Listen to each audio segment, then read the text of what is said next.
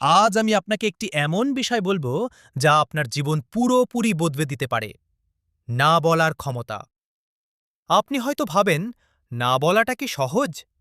না, সহজ নয়। কিন্তু বাস্তবে না বলতে পারাটাই আপনাকে স্বাধীন করে, সময় দেয়, শক্তি দেয় এবং আপনার লক্ষ্যগুলোর দিকে এগোতে সাহায্য করে। একটা ছোট উদাহরণ দিই। ধরুন, আপনার বন্ধু আপনাকে ডেকে আনে কোনো পার্টিতে।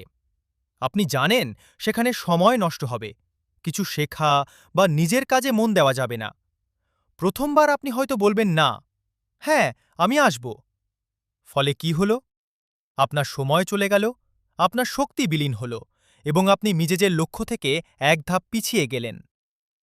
এবার ভাবুন, আপনি যদি সাহস করে না বলতেন, আপনার সময়, শক্তি আর মনোযোগ থাকত সেই কাজে যা সত্যিই গুরুত্বপূর্ণ। আপনার দিন আরও ফলপ্রসূ হতো, আপনার লক্ষ্য আরও কাছে আসত।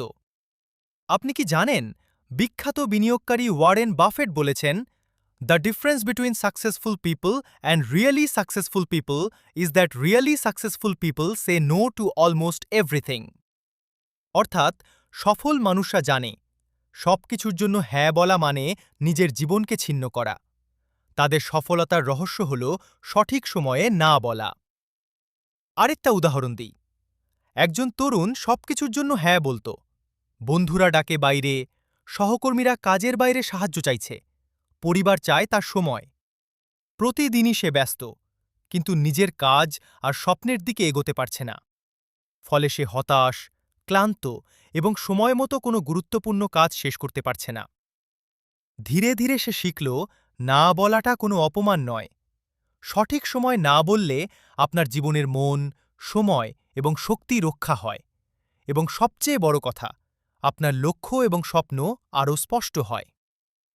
আমরা প্রায়শই ভুল করি, হ্যাঁ বলার মানেই ভালো মানুষ। কিন্তু বাস্তবে সবকিছুর জন্য হ্যাঁ বলা মানে নিজের উপর চাপ আর ব্যস্ততা বাড়ানো। সত্যিকারের শক্তিশালী মানুষ জানেন কখন হ্যাঁ বলতে হবে আর কখন না বলতে হবে। আজ থেকে নিজেকে মনে করিয়ে দিন, সবকিছুর জন্য হ্যাঁ বলা বাধ্যতামূলক নয়। প্রয়োজন ছাড়া না বলুন।